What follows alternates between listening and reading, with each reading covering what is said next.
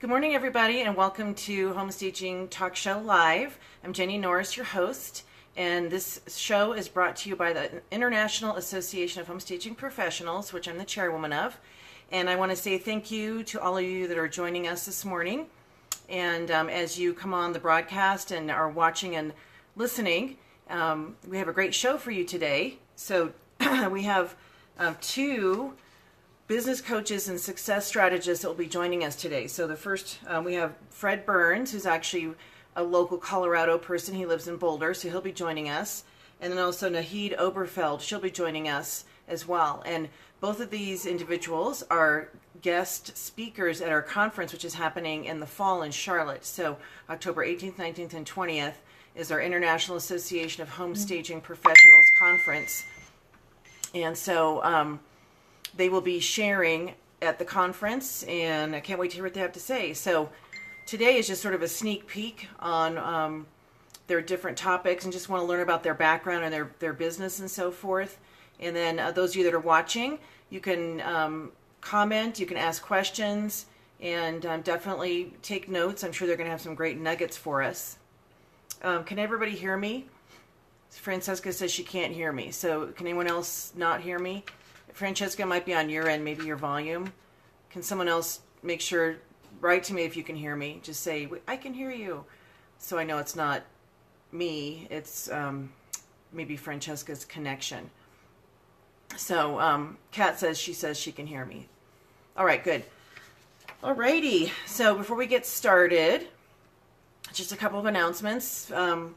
Your Best of IHOSP Awards, again, you have until the end of June to submit yourself for those. That's going to recognize you in 3 categories, which would be staging excellence, customer service, and then industry leadership. So make sure to get those submitted. So home staging, IHOSP Home Staging Awards for Best of IHOSP. So you can have those information put on your website. You can put in your marketing materials. You'll have logos and so forth that will earmark you as a best of in the industry. So make sure to get that turned in. Our ticket prices for our conference, we are selling lots of tickets. We want to make sure to get you guys there that want to attend. And the ticket prices do go up on June 16th. So at midnight on June 15th, it's going to tick over and the price will go up. And so you want to lock in the best prices and also the preferred seating, which is right behind the VIP section. So make sure to get your tickets now. Don't forget, we also have the Highpoint Wholesale experience, which is going to be on October 16th. And that's when we'll have 3 experienced individuals will be taking groups through Highpoint to teach you how to shop wholesale, to work with vendors, and navigate that whole process. So that's a separate ticketed event, and you can find out more about that on the IAHSPConExpo.com. So IHOSPConExpo.com site. You'll be able to find out information on that. And then following the conference, we have our Advanced Stager Training Day. So that'll be on October 21st. That will be led by myself, Jenna Usselton, Joanne Leonard-Weary, and Melissa Morrow. And that's for people that have 6-figure plus businesses. And so we'll definitely have an intensive workshop day for you. That is a separate ticketed event. And then on Monday and Tuesday following our conference, Joanne Leonard-Weary is teaching her color course. So those of you that are interested in learning more in depth about color and really adding this as a key aspect for your business, you can go ahead and register for that through her company. And she is giving a special price for people who are IHOSP members. So, alrighty, that is all the announcements that I have. And so with that, I have Naheed and Fred. If you guys want to request to join, that would be great. So while we're waiting for them to request to be added in, we did a tech check, but it was sort of new for both of them, this whole Facebook Live broadcast. I'll talk about Fred first. I'm on his website. So his website is called whatsyouronly.com. Whatsyouronly.com. So Naheed and Fred, if you guys are watching, you need to request to join in like we did with our tech test yesterday. Hey, everybody. Hey, Edie. We got people from Europe watching, so hi everybody over in the old continent. Thank you for joining us. I really appreciate it. As we get started, also please share this video. Hey Sonia, share this video or the segment, the broadcast. If you could share it right now, it'll go out to many more people, and it's kind of cool because it's it's live. Okay, and then Joseph is saying before the conference on Sunday, October 14th. Design Talk Live and Siri will be co-hosting an unofficial Hgtv Stars reunion. So that's going to be on Sunday in Highpoint. I'll talk to you about that, Joseph. I fly in on Sunday, so I don't know if I can change my flight or not, but we'll see if I can be there. But those of you that are going to be at Highpoint, definitely want to take advantage of that because it's the Hgtv Stars reunion, so it's like an unofficial Stars reunion. So we'll have to have Joseph on. We'll have to have you on so you can share about that, Joseph, because it's really kind of a fun thing that you're planning.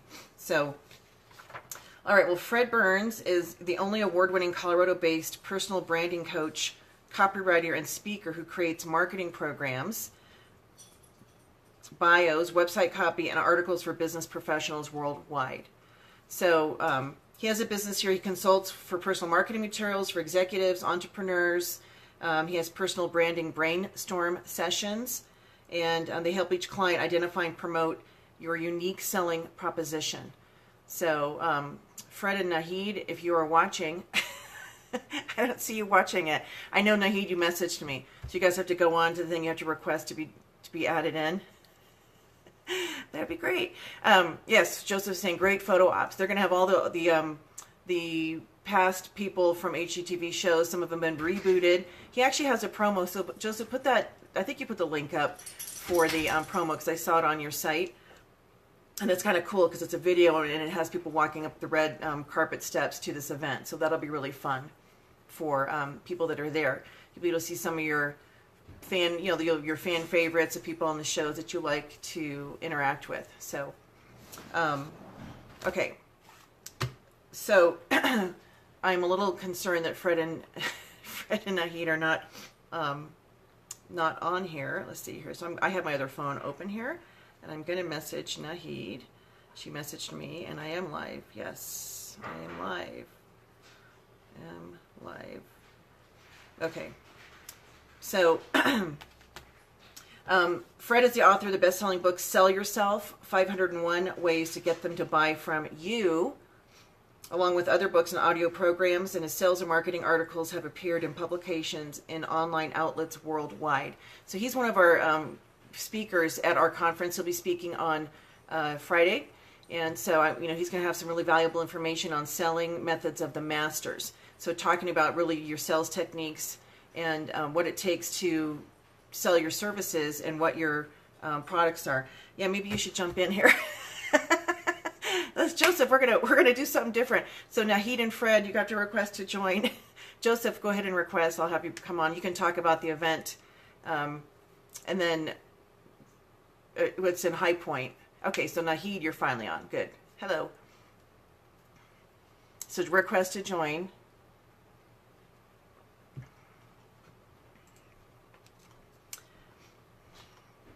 Okay, perfect. So Fred, if you're watching, we got to do what we did, the tech test today. Now Fred, we had a challenge with it wasn't connecting. It was adding him. So I'm hoping that is, there we go. Hello. Hi, how are you? Good morning. It worked. It worked. There. This is Naheed Oberfeld, and she's one of our speakers for our conference in the fall, and it's so nice to have you on. Thank you for joining us. Thank you very much. I'm really excited about the conference and even talking a little bit about what we're going to be sharing. Yes, that's awesome. So for people who don't know who you are, tell us a little bit about your background and how you got into your success strategy coaching. Yeah, so I've come into coaching slightly through the back end. And what I mean by that is I actually am an undergrad psychology major, was planning on continuing with psychology, and decided that it didn't quite have all the tools that I was looking for to help people be successful. So I said, okay, finance is the next place, right? That's where people make a lot of money. And so I actually spent 15 years working with the NASDAQ stock market and then working as a financial analyst with Ernst & Young. And one of the things you realize very quickly is that people who are successful have certain strategies, they have certain tools that they use. And it's not very intuitive. You can't just kind of stumble onto them. You kind of have to be mindful about how you go searching for that stuff. And so if you hear people like Jack Canfield and Tony Robbins, right, the big gurus who are very successful, they all work with a very particular technique. And I learned about this technique. It's called emotional freedom technique. And so that's what I use. Even though they don't really publicize it, they use it themselves as well, Jack Canfield and Tony Robbins. And that's how I really got interested in coaching, because I started using this technique for myself first, saw the transformation that's available and that's possible for people, and I thought I had to share it. That was the first time I felt passionate about something. Like, this is something that I need to do and I need to share. So that's kind of how I got into it. So you call it, so it's emotional freedom technique. Yeah, but most people, they know it as tapping because you're tapping on your acupuncture points. So it's either called EFT, short for emotional freedom technique, or tapping. Tapping, interesting. So share a little bit about your business. Talk about what you do working with your clients. The thing that I do, which is a little bit different again from most traditional business coaches, because it falls under business coaching, is I help people identify what are the yeah buts, what are the doubts, what are the fears, and what are the insecurities. We really focus on that. And then we use EFT to help clear all the resistance that we have. You know, everybody wants to make money. Everybody wants to be successful until they are presented with the opportunities. Then all of a sudden, we don't even realize it. Sometimes we do, but we put the brakes on almost instantaneously because all this fear and this doubt start cropping up within us. Who am I going to be? You know, what do I have to give up? Those are all belief systems that we picked up along the way. You know, I just spoke with somebody a couple of days ago, and the belief was it's arrogant if you go out there and try to sell your services and try to promote yourself in some way, right? We all feel that to some extent, but then we need to have some kind of tool to help us move through that. And that's what I focus on, the mindset piece, really. Yeah, because I think the mindset for business owners, it's not that we're arrogant or, you know, money grubbers or whatever. It's just we have something beneficial to offer another person to help them. So I think when that's a mind shift, that you feel like I would be doing a disservice by not sharing my business or my services with somebody, right? Because then you feel like it's something you're offering that's of value. You don't feel you're trying to extract something that they don't really need out of them. So that's kind of a... Absolutely. So first it starts with passion. Because when you're talking about something that you're passionate about, it does not come across as being salesy. That's step one. Step two is we're all here to serve a purpose, to solve a problem, like you were saying. If the person doesn't need that solution, they're not interested, but they might listen to you, but it's not going to be a sales conversation because they're not interested. But when we get into that mind frame, which is what you were referring to, that we're here to solve a problem, not here to push something, then we can relax a little bit. But here's the thing, that's a higher level thinking. And what I mean by that is you have to uncover what's blocking that thinking first, because you can't think yourself into it.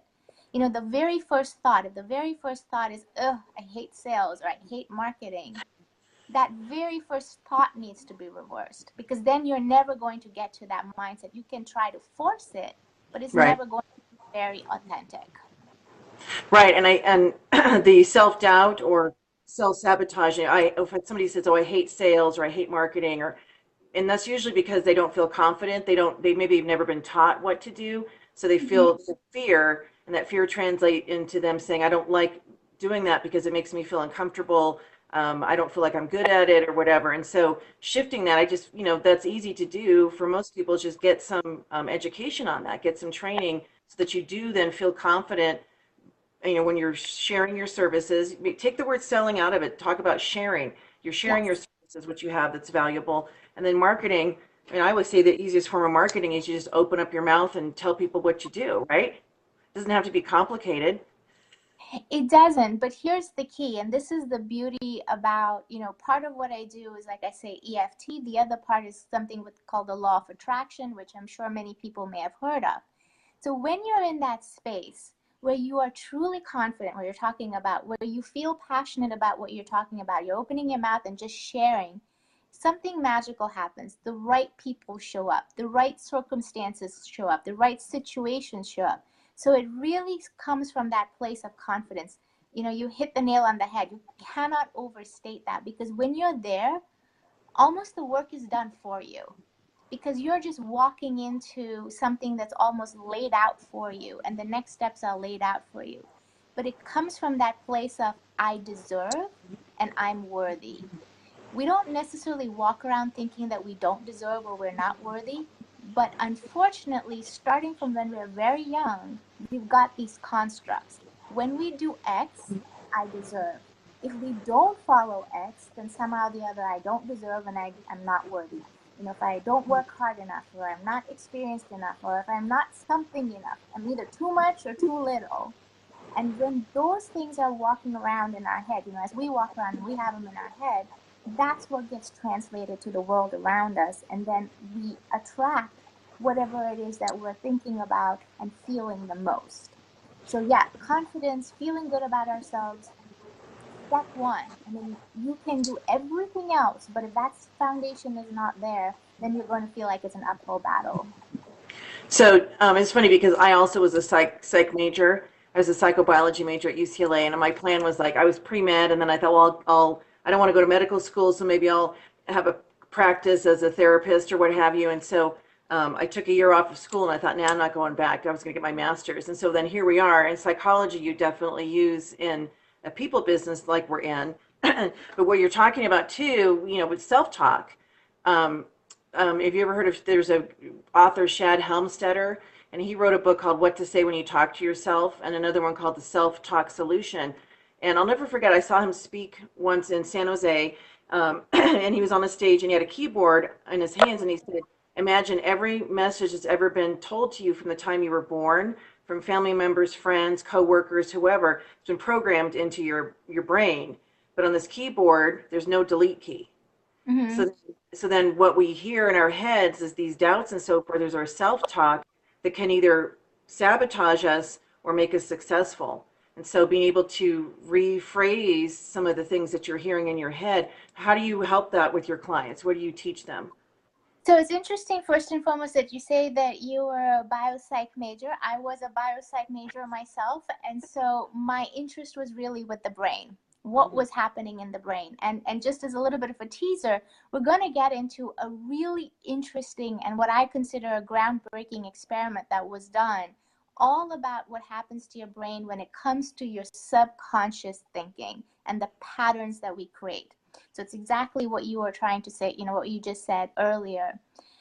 One way to break the resistance is, when we say, okay, I want this, but there's that opposite feeling that no, I cannot get it for X, Y, and Z reasons. It's all about resistance. One way to break the resistance is to soften that sentence a little bit.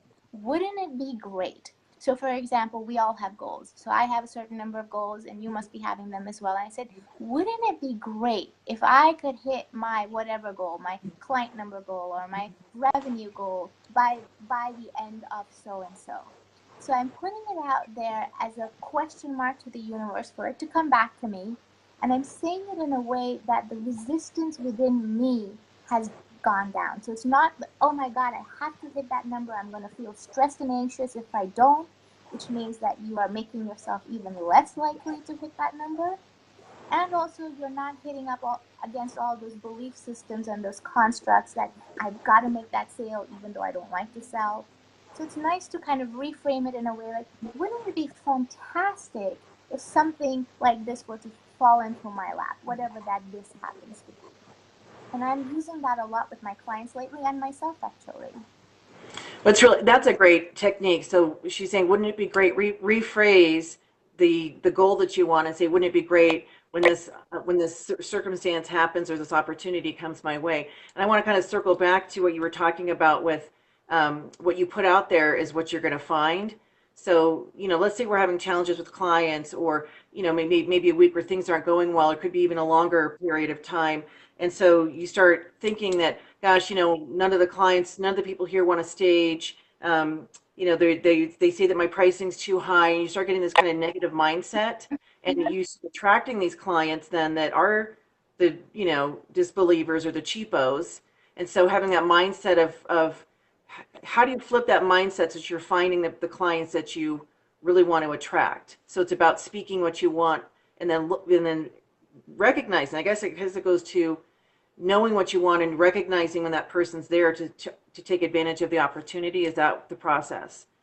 Yeah, so I want to step back to what you just said, because you said something really important. So if you're noticing circumstances and situations in your life that you are not happy with, understand, step one, that this is a mirror. The external world is mirroring to you exactly what it is that you're feeling inside of you. And so that's a good thing, because then you don't have to wonder what's going on. Is it me? Is it them? Is it something else? Because it's giving you instantaneous feedback. And what is important is that we don't use that to judge ourselves. Okay, this is a learning process for every single person. No matter how successful you are, it's still a learning process, and you're still going to go a little bit further, right? So step one is recognizing that the external world is always going to be an accurate mirror. And that requires a little bit of self-responsibility, because now you're realizing I'm the person in charge. And that's the good news. I'm the person in charge, and I can do something about it. So if you are feeling something, and I actually get into that in my consultation, I get people into a little bit of a process to shine that mirror. If you are feeling that the people are thinking that you are not going to be, that you're too expensive, or they're not worth it, value comes back to value and deservability, right? So if I'm not worth it, then it becomes important to start self-examining and say, who inside of me feels like I'm not worth it? And then you might say, well, there was this client who said this, and then that client who said that. But then keep going a little bit further. Okay, whose voice is it that you are really hearing? Is it my mom's voice, my teacher's voice, my dad's voice? I had a client where it was her dad's voice who said that, you know what, it's good to have a steady job, but then have a hobby. Okay, your work cannot be something you're passionate about. And so that was the voice that we had to work on, helping her release it, because it didn't serve her anymore. So it comes back to who inside of me is feeling this way, whatever this client is feeling, and then whose voice is it that I am walking around with, like that delete button. That, we have the delete button when we are aware of it. As long as it's unconscious, there is no delete button. Right. So you had to be aware of your thoughts in your mind. What are you saying? Your self-talk. What are you saying to yourself? And if it's negative, you can change the conversation. You don't have to keep listening to that negative voice. You can say, I'm going to rephrase that. I'm not going to listen to that anymore. I'm going to create a new thought around this concept or whatever's happening. But you're really right that a lot of the, all of us come into life and we have family members and situations that happen to us, and we carry all this stuff forward. And so here we are in a business wanting to be successful and working with people, and yet we have a lot of these, the old tapes or the scenarios that they've brought us to where we are.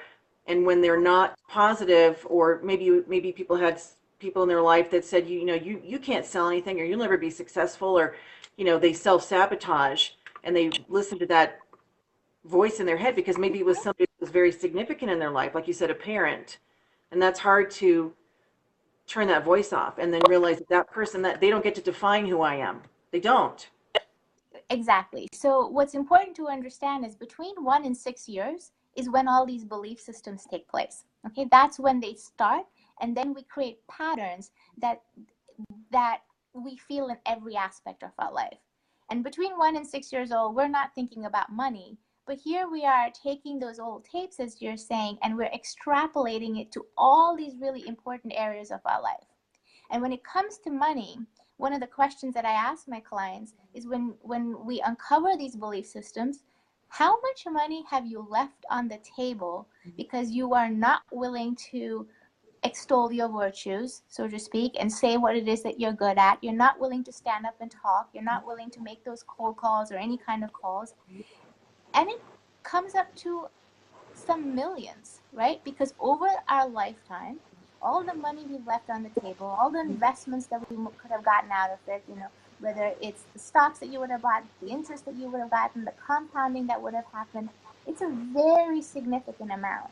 So these are not, they may seem trifling from time to time, but the implications are really significant. And then it comes down to what tool can I use? And there are hundreds, right? Everybody's written a book about this. What tool can I use to help me remove this? Because some of the ones that are easy to identify, they're easier for us to work through just through being consciously aware. What do you do about the ones that are subconscious?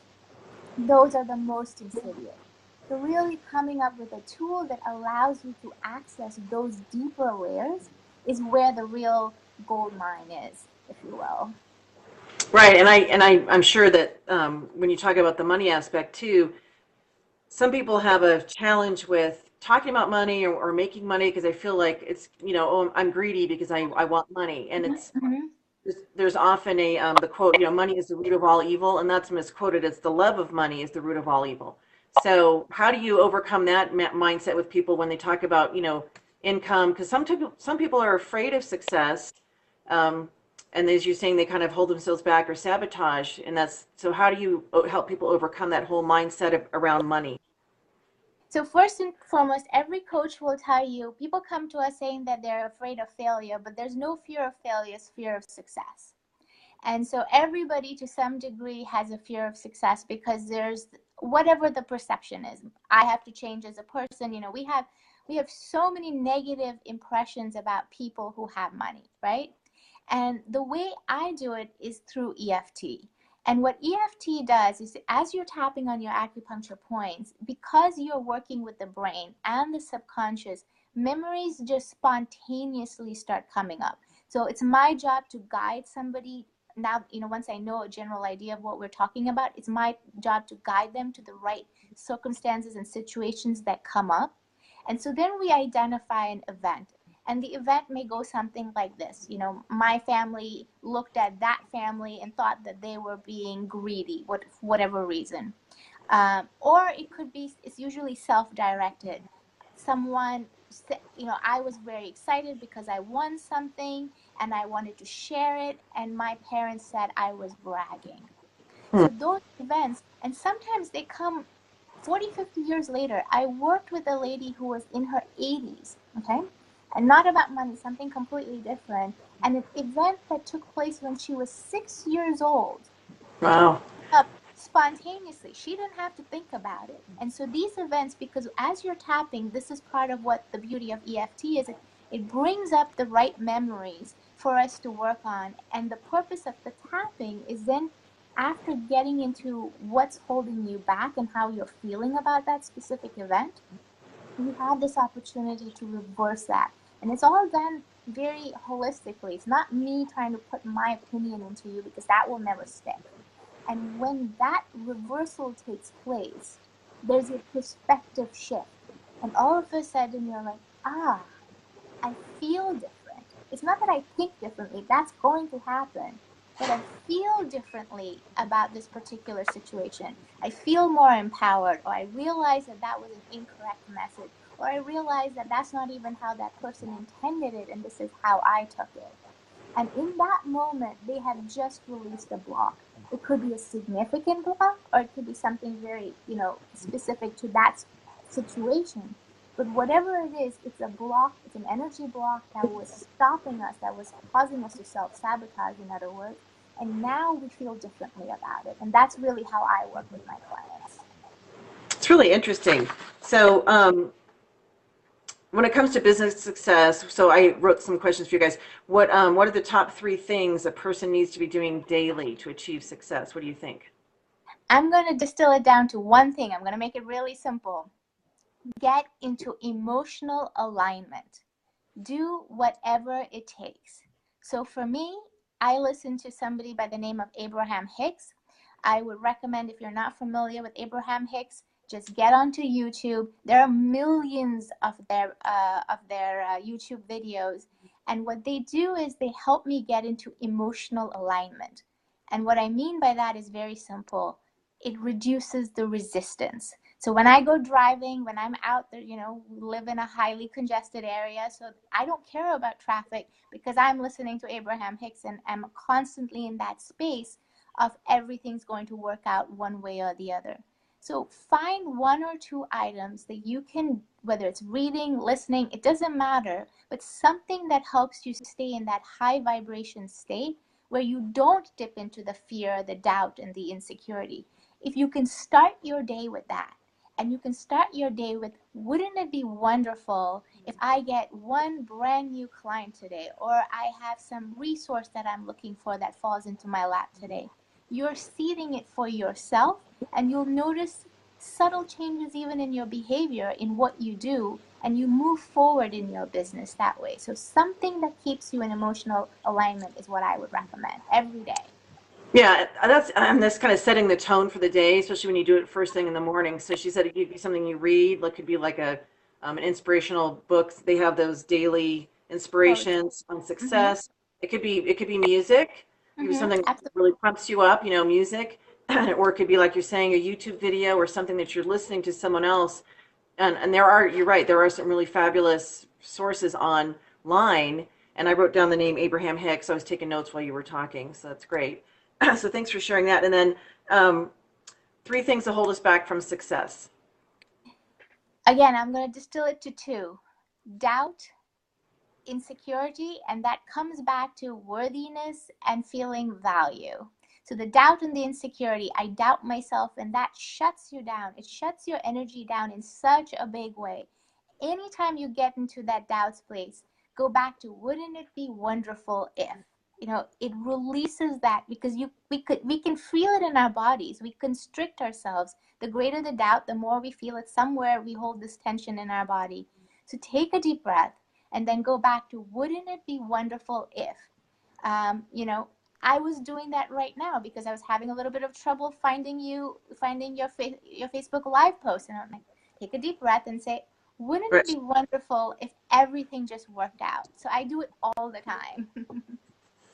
I know, and it's funny because it can be stressful because it's a live show. You're thinking like, I gotta get on there, and I don't know, Fred. I hope Fred's on there watching. So, any last thoughts? To kind of give a synopsis, maybe just a quick little nugget about what you're going to talk about at conference. You shared a little bit, but tell them the topic, title, and what they can expect. So the topic title is called Mindset Strategies to Boost Success. And there are two parts to that, which I'm very excited about. The first part is this analytical, logical part, because it's really important to get your mind on board, right? If I give you too much woo-woo stuff, your mind's just going to shut down. So this is the experiment. There's an experiment that I'm going to talk about free will and these behavior patterns. And it blew my mind away when I actually first heard it. So I'm very excited to share it with the audience. The second part is, now let's bring it back to you. And we're going to do an exercise that's going to show you just how much there is a gap between your goal, your ideal amount that you're looking for, and what you can truly achieve. So this is not even what, the lower amount. This is the highest you think you can achieve. And there's still a heck of a lot more that you can go beyond that. Because what our goals are really based on our filters that we have in ourselves. So I'm going to do a little bit of a case study, and then people will get the opportunity to do their before and after. That's gonna be cool, and I love that because Barb Schwartz, who's she created home staging, and she's my mentor. She's the staging mama, and so she would always talk about think about your goals for your business. Now think bigger. Now Mm-hmm. think bigger than that. Now think even bigger than that, and don't have these limited thoughts. And so even on our goal setting, it's I'm going to make X amount or more money a year. I'm going to be talking to X amount or more clients per week. So it's you always add that or more, so you don't limit the belief. So it's Absolutely. really, yeah, awesome. Well, I can't wait to meet you in person. And everybody, make sure to get your ticket. Naheed is one of 17 amazing speakers that we have sharing at our conference, and you can tell how much wisdom she has to impart. And I can't wait to have you there. So thank you for joining us. Thank you. And I really appreciate this opportunity. You bet. All right, thanks. Say goodbye to Naheed, everybody. Bye. Bye-bye. All right. So, Fred. So, I am actually going to call you on my other phone here because I see that you are not, I don't see you on there. So, if you are on there, Fred, um, go ahead and request to join the broadcast. That'd be great. And I'm just going to dig up his phone number here. And let's see here. So I really thought that was really great. So hopefully you guys were taking notes about what Naheed was sharing. So important. Everything from the self-talk to not having limited beliefs to changing your mindset, and then exercises and strategies. And let's face it, all of us have things we bring with us from the past that we talked about, and that impacts our ability to succeed into the future. And whether that is something somebody said to you once in your lifetime, or it could be an experience you had, or just a general feeling that maybe I'm not worthy of being the best or having a top business or being successful. Those are all limiting beliefs, and being able to turn flip the switch and turn the script on that. So that is super valuable. All right, so Fred, okay, I'm going to just give him a call on my cell phone here because we were having some technical glitches with him trying to get on anyway. Oops, hang on. Okay, 589-3013. Okay, so I'm going to call him on my phone here. And so Fred is from Colorado, and so he again is me talking about the mindset strategies, but more for sales. So the selling strategies of the masters. Hey, Fred, are you there? Yeah. Okay. So are you on my Facebook Live? I was. Let me go back there real quick. Because if you can come in through the show, that would be great. But if not, we can just do it through conference call here. Okay. All right. Let me try to get to your Facebook again. We could just. Do you want to just talk on the phone? Yeah, I'm on your Facebook page, but we haven't had much luck with that. So. Yeah. Okay. So we'll just do it this way. Just make sure that. Just talk on the phone. Yep. So can you guys all hear him? Okay. So say something. I got to figure out where my speaker is. I think it's over here. Okay. So Fred Berns here. And so go ahead and let people know where you're from, a little bit about your background. Okay. So are we starting? Yes. Go ahead. Okay. So I'm Fred Berns, and I'm based here in Lafayette, Colorado, and I've been working in the interior design industry for over 30 years as a copywriter and coach and speaker all around the world, working with design professionals, home stagers, designers, kitchen bath professionals, and others. My focus is on helping design professionals in general increase profits by promoting themselves more effectively.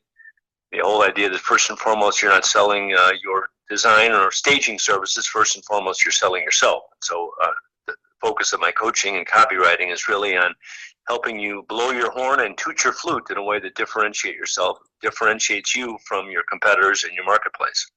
Yeah, it's sort of like your value proposition. So I think a lot of people have a challenge with cultivating that or crafting that, because we hear those words a lot, like what makes you different, what's your market differentiator, what's Right. your value proposition, and oh yeah, I know what that is, but then do we really know how to put that together? How do we cultivate or craft that for our own personal brand, and then how do we convey that to our clients? So talk a little bit about that. I always say the $1 million personal branding word is the word only, Jenny. To be able to say you're the only home stage boo is the most powerful differentiation strategy you can use. Tell me what only you do, and I will buy only from you. That's great. It rhymes. So it's the $1 million word, and I believe that every home staging professional should have that in their victory vocabulary, your bio and your marketing materials and your social media. Are you the only home stager who offers a certain type of services? Are you the only home staging professional in your area who specializes in a certain type of niche? Are you the only one who works with a certain type of realtor? Again, this idea of separating yourself from the crowd is a lot easier when you have your only phrase that pays. Right, and so as a stager, you could a couple things. You could people watching, so you can lean on your education. So maybe you're the only designated stager in your area, or maybe you have the only team of accredited stagers or something, or maybe you're the only one that, like one of my sayings that I would use is I'm the only stager that continues to work for you after the staging is complete. And Yeah. what I would do is I would help market the property for them. So, so those of you watching, kind of think about what is it that makes you, like Fred's saying, what makes you special or different or unique, that you're the only one offering that. And it could be you're the only one offering a combination of service packages. It could be staging with photography or whatever it is. So find something, like he's saying, that's great advice, that you're the only one that you know of that's doing that. And I think it's important to highlight rather than hide your background. I mean, a lot of stagers have come from other professions, other careers, and a lot of times this is something that can really be valuable. I was working with one staging professional a while ago who was a marketing director for HP for years and years. And in the process, she rubbed elbows with a lot of important corporate executives around the world, and so it was easy for her to promote herself as someone who has been there, done that, worked with successful professionals for a long period of time, spoke their language, understood their needs, and was able to communicate with them effectively. So what did you used to do before you became a stager? That may be a great way to discover your only and pinpoint your specialist. That's great advice too, because you're right. I think a lot of us tend to minimize our backgrounds because we weren't in staging. Maybe we weren't, designers or whatever. We came from a different background, but you're absolutely right that background is something that could make you very unique with your clients and allow you to understand situations, as Fred just said, differently than somebody else who doesn't have your background. So, as he said, what did you say, toot your own horn, or what did you? Toot your flute and blow your horn. I actually wrote a book called Sell Yourself, 501 Ways to Get Them to Buy From You. And the whole idea behind that is that it's never been easier to get elsewhere the staging services and products that you sell, but the one thing that can't get elsewhere is you. So it is extremely important in these competitive times to sell yourself in a way that really is compelling. And I think that the best single tool for a stager to do this is your bio, your file on your website and on your if you have a house site or in your social media. This one tool is your most valuable and versatile and vital personal marketing tool, and it should be. You should make the most of this bio and really accentuate the positive about who you are and what you do to attach value to yourself. And I also like when people put, I have my, why do I do what I do? And I really had to kind of think about, like, what's my reason? Why am I a stager? Initially it was, I wanted to be able to do something that was creative, that could make me money, that I didn't have to go back to corporate and leave our kids. And so I wanted something that was flexible and so forth. And I didn't really know what I was getting into, but just trusted my instinct and went for it. And so 16 years later, the income is great. It's a great industry. I love serving people. My real why I do what I do is I like helping people. And if I wasn't a stager, I'd be doing something I know that where I'd be helping people, whether it's achieve their goals or just helping them in their process of their business. And so that's also something people could share too. Why do you love staging? Why are you in the business? And I think an important response to that is this idea of you solve problems. I mean, I think it's important as you market yourself not just to come across as a stager, but as a consultant, as a problem solver, as someone who understands the pains and problems of your market, of your clients, and have the expertise and credibility to be able to help them overcome those challenges. So, when I speak at various events, I always talk about the highest paid salaried professionals in America are physicians and surgeons, because they're in the pain business, and we'll pay any price to get our pain taken care of. Well, right. By the same token, I think that clients for staging professionals are in pain too. They're trying to figure out ways to get their house, for example, sold as quickly as possible for as much as possible. And so that's the pain they have. And I think it's important to present yourself to a realtor, for example, as someone who can help them solve that problem. Yeah, absolutely. I love that. I have a client that will be staging their property on Tuesday, and they have fallen out of escrow 3 times now, or contract here in Colorado. And one time it was the buyers missed their house payment on their existing home, by a few days, and so that dinged them, and so they didn't then qualify for the loan they were supposed to get. A forget what this happened with the second person, but the third person, it was she lost her job. And these all happened like hours before it was supposed to fund and close. And so this couple, they moved to Michigan, it's totally thrown a wrench in their works. And so they're asking me to come in. The realtor contacted me. So you're right. So I'm solving the challenge of now they have an empty house and they have to get sold. And so their pain factor is the fact that they've fallen out of escrow 3 times. And so they come to us to help in that situation. And so that's a great place to be in when you're able to take it from that perspective. Stagers convey an awful lot of, provide an awful lot of value. And I think when it comes to promoting themselves in the marketplace, that needs to be emphasized. You know, the problems you solve, the help you provide, the value you impart are really considerable. And I think that's something sometimes stagers take for granted. They take for granted their abilities and their skills, and they shouldn't, because they have an awful lot to be proud of. Yeah, I mean, not everybody can see what we see when we walk into a room. And as far as your value, we talked about this a couple of weeks ago about your numbers. And so being able to quantify your particular impact on clients is super important.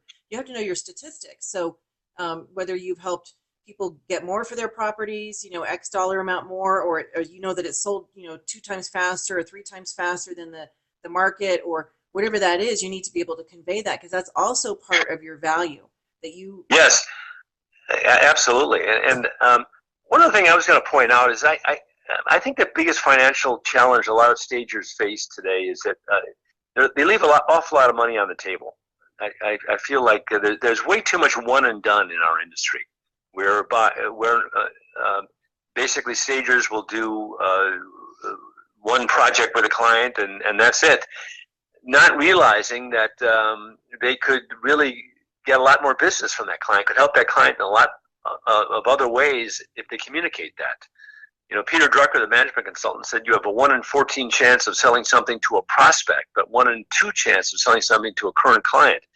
I mean, after all, these people know you and like you and respect you. And the question is, do they know all that you can do? Do they think of you just as someone who can stage their property, or do they know that you do other things as well? And if not, that's not their fault. In all due respect, it's your fault, because you have not communicated to them your total value. So I think, I think that it's all about acting as a professional billiards player. Professional billiards players are always setting up their next shot, And I think that's important for stagers as well. Talk about phase 2 of the relationship before you've even finished with phase 1. Make sure that you understand all the needs of these clients or realtors that you're working with, and let them know, communicate the fact that you provide a wide variety of services that can help them beyond just this current project. That's excellent advice too. People don't know what we don't tell them. And what Joseph was writing is, you're not just a stager. So people, when you introduce yourselves to a potential client, or people say, what do you do? I'm just a home stager. No, you're not. I mean, we had a t-shirt at conference last year that said, and there's been different variations for different industries, but it said miracle worker or home stager, because miracle worker is not an official title. I like that. I know, it was really great. And so, which is true. So, we get brought in different situations, and being able to understand your value, that's the first step in being able to successfully close sales and get business and revenue, is you have to have that mindset yourself of belief, and then be able to convey that to your clients. So, Fred, what would you say to somebody who maybe is having challenges with how to come up with the wording, or how to get to that point where they have the belief in themselves, and then being able to, maybe they don't believe it themselves yet? Do you have the whole thing of like fake it till you make it, or what would you give to somebody who's struggling with the confidence? Well, I think it's a matter of, first of all, it's a numbers game, Jenny, and this is especially important when you're starting out or when you're in a slump. The most successful staging professionals I have worked with over the years understand the power of the pipeline. By that I mean they make 12 contacts a day to everyone and anyone they need to know, and who needs to know them. So they're constantly working on pumping up their pipeline and expanding their network, so that they can really build momentum in their business. So, and I think if anything is going to bolster your confidence, it's making those contacts that would lead to even little opportunities for you. I would say for those people who are not feeling very confident, who are a little shaky at this point, get on the phone, get on your computer, and really reach out to everyone and anyone. Secondly, I think it's important to realize the value. You as a staging professional, whether you're new or whether you're struggling, doesn't make any difference. You save people time, you save people money, and you save them stress. You provide them with resources they can't get anywhere else. You change their workspace, you change their living space, you change their lives. And I think it's important to remind yourself when times are tough that you bring a tremendous value to the table. And finally, I guess one other thought is something which my father, who just passed away recently at age 99, he was quite a guy, but he used to, in my toughest days when I was starting out in the design industry as a coach and copywriter, he used to say, it's always darkest before the dawn. So in your bleakest moments, when times are really tough, understand that you may be just on the verge of a breakthrough.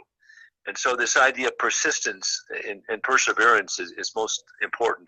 I think without question, the most successful staging professionals I have met over the years are just the most stubborn, just the most persistent. They never, ever give up. And you have to have that like dog with a bone mentality, be tenacious.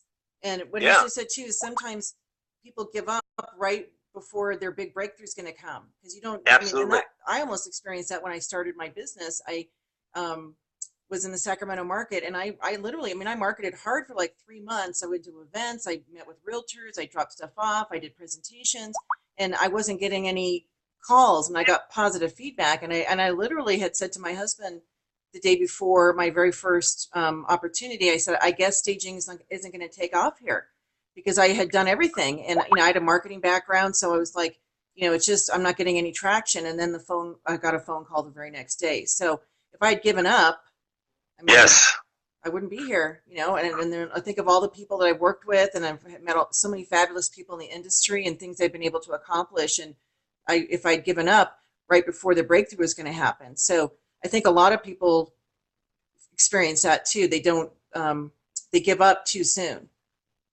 I remember reading about an interview with the chairman of IBM, who was asked what he would have done differently to be more successful. He said he would have failed more often. In other words, he would have tried to reach out to more prospects more often, knowing that he would hear a lot of no's, but in the process he would hear more yeses. And Jack Canfield, who is, I think, a great speaker and great philosopher, once said that when you hear no, you should think next. Right. When someone rejects you, when someone says no to your staging services, you move on. It is a numbers game, and again, this power of persistence cannot be overemphasized. Yeah.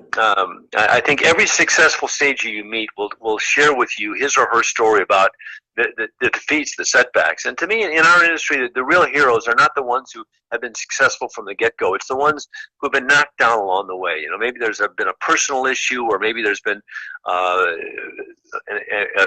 staffing issue, or maybe their business just failed at one point, and they picked themselves up, they brushed themselves off, and got back in the game. Those, to me, are the real heroes. And I think that for those, again, those stagers who are facing tough times, you got to realize that you can't quit. You just never, ever can quit if you're going to be successful. Yeah, and I think in Joseph's writing, failure is not a bad word, and it's not. I think for a lot of people, it does have a stigma that, oh, you're a failure. Well, it's just, there's so many examples. I played this in the master's course, like a video that talks about well-known people who were told they were never going to amount to anything, or who failed, like Michael Jordan. Didn't even make his high school basketball team. Right. Thomas Edison tried, 1,000 times to get the light bulb to work, and finally on the 1,001st one, it worked. Yeah. 1,001st. Right. So, so we can all say we're not, failure just means we're going to just try a different method. It's just one more way that didn't work out. But now I can check that one off my list, and then try something else, and work towards that goal of success. I go back to this idea of the pipeline. I would suggest to people who are struggling that if they get in the habit, beginning tomorrow, of making 12 contacts a day, I call them the daily dozen, 12 contacts a day to realtors, to former clients, to prospects, to anyone they need to know. I will guarantee you that their business will increase exponentially in a short amount of time. Yeah, that's very true. So he said the daily dozen. So that would be contact 12 people every day. And so Yeah. in a week, you would have contacted 60 people. And, then he just said it's a numbers game, which it is. And so we don't get so much. Jenny, I can't tell you how many success stories I've come across from stagers and design professionals who tried it, who tried the daily dozen, which I talk a lot in my programs. And sometimes from those they least expect to work with, they get leads or they get referrals or they get actually business. Mm-hmm. And it's a psychological lift, if nothing else. It really gives them this idea that they're building the momentum, they're generating the activity that they've been missing, and it bolsters your spirits to have that kind of process going. Well, yeah, because you think in a month you would have contacted 240 people to 60 people a week. So so would you rather have, a couple hundred people that are excited about your services versus 2 that you're nesting on, you're hatching them like you're in a nest? Because, they're going to use me. I just know I'm going to send them another card. Get off those people and go find some more, because it's all about the volume.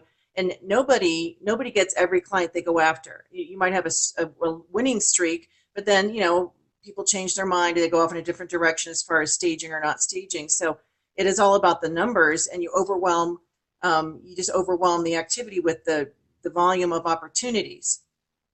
And it's important to track your numbers, to figure out how many contacts do you have to make to schedule an appointment. How many appointments do you have to schedule to make a sale? And then you pretty much know what your guidelines are, what your parameters are. It's you may find that 10 calls will produce 3 appointments, and 3 appointments may produce 1 sale. And if that's the case, that's all the more reason to be active in making those daily dozen contacts. Absolutely. We also talk about the power of the pen in our classes too, and so I just want to kind of throw that out there. When you talk to these people, so do you have in your coaching, do you have people contact and then do you have them follow up with a handwritten, just a quick little note or anything? So when they contact me or when they contact their daily dozen, do they then follow up with any kind of? Yeah, by all means. Mm-hmm. Important. Again, the idea being that you want to kind of bring them up to date on who you are and what you do. So I believe that all these contacts, these follow-ups, should be accompanied by a bio. In other words, an up-to-date bio, which kind of reminds people of everything you do and the services you provide. So they have that. I feel that this is your most vital and versatile tool in promoting yourself as a staging professional. So try to get that bio in every to as many people as possible, just to kind of remind them. I know some staging professionals who actually have a link in their email signature to their bio. And in the process, they generate business from. You never know how many people will click on a link to find out about you.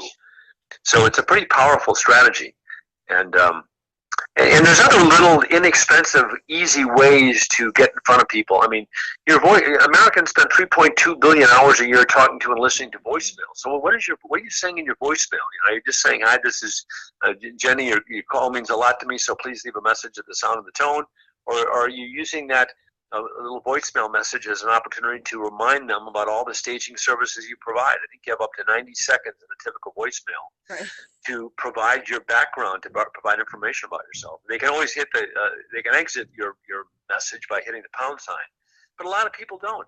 So use that voicemail as an opportunity to really promote yourself for all those people who call you when you're not around. At least give them some information, give them a call to action. Speaking of which, and that's one other thing I wanted to mention, I think a lot of stagers I've met, and I've looked at their websites, I've looked at their social media, they don't really have they don't have a call to action. So let's just say I need a staging professional, maybe I'm a realtor, maybe I'm an end user. I go to your website and I like what I see, but what do I do next? I need you to take me by the hand and tell me exactly what I'm supposed to do. Am I supposed to call you for a consultation? Am I supposed to check out your video? What do I do? So you want to make sure that it's very clear what the action step is that your people interested in working with you can take. And make it easy too. I find that make it easy for people to get in touch with you and to contact you or wherever the links are. Because I hate having to dig through somebody's website to find their phone number, their email address, and then it makes it tough for me to contact them. So you better, because the average visit to a website today is 4 seconds and 2 clicks. wow. So you have a small window of opportunity there. People are not going to spend a lot of time looking for your phone number. You better make it pretty clear what they're supposed to do, where they're going. Right. So absolutely. That's well, important. Our time is coming to a close rapidly, so I want to say thank you, Fred, for joining us. And everybody, Fred will be at our conference. He is speaking on Friday. And tell us your topic. We're doing selling methods of the masters, and we're going to be talking about the sales strategies and shortcuts and methods of the most financially successful staging and other design professionals around the country. So, and I guess I'm going to give you a little clue here. We're not talking rocket science. We're not talking difficult tasks to follow. This is all very simple. And I think people who attend the program will be surprised how simple some of these strategies are. The kinds of things you can do and should do right away. Awesome. Well, I can't wait to meet you in person.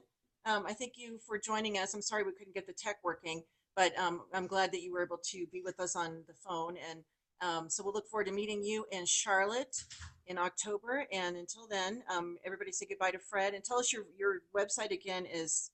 So my website is interiordesignbusiness.net, interiordesignbusiness.net. My email is fred@fredberns.com, and the last name's a little unusual, FREDBERNS.com. And my phone number is 303-589-3013. Awesome. So if you want to reach out to him, you can find him online. You can also contact me because I have his information. Those of you, and also Naheed's, anybody that would like to reach out to her before conference. And both of these individuals have thriving coaching, strategy, success businesses, and vital information for success. So you don't have to wait till October to tap into their wisdom. I know that they are, you're both taking on clients, I am assuming. So it'd be great if you would like to get some additional information, you could reach out to both of them if you'd like. So thanks again, Fred. Appreciate you being on. I enjoyed it, Jenny. You bet. Okay, bye-bye. All right, well, that is our show for today. So next week, we are hoping to be talking all about trends, what's in, what's out. And it's sort of funny, we'll probably have differing opinions about what's in and what's out. And so if you would like to be on the segment, I am looking for people who would like to share about certain trends, maybe things you find in the staging industry. It could be things that are definitely out, we don't want to see anymore. That's kind of fun to do, but also looking ahead at where the trends are. And I'm hoping to have Mary Jo Camp, who was one of our speakers at conference this year, and she is a design specialist, and she specializes in kitchens and baths and interior trends, and we'll be sharing information at our conference on that. So make sure to tune in and join us, and we'll be back here next Wednesday, 9:30 a.m. live. Also, Joseph Hecker's show, his is on Tuesdays at 8 a.m. Pacific time, and he's on Design Talk Live, so it's DEZIGN Talk Live. He's got an awesome show. He's also coming to our conference, and we'll have to have him on very soon, to talk about some of the events that we're planning and some exciting things we're looking for the future for IHOSP and all of our members and so forth, and the industry in general. So, okay, that is it. I will sign off now, and I'll see you next week. Thanks so much for joining me. Bye-bye, everybody.